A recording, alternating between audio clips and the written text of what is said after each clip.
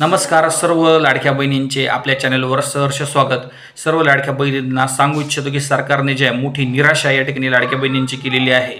बहुतांश दिवसापासून जे या ठिकाणी सांगितण्यात येत होतं की जे लवकरात लवकर हप्ते देऊ, बऱ्याच ठिकाणी दाखवलं सुद्धा जात होतं।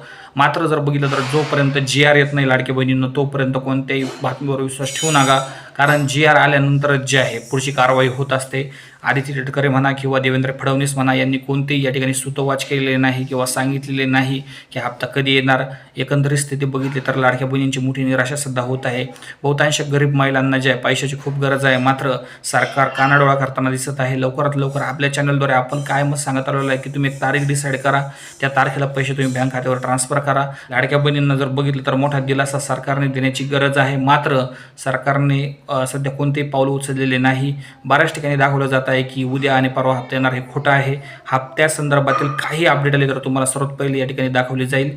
GR आल्यानंतरच लाडक्या बहिणींना तुम्ही विश्वास ठेवा।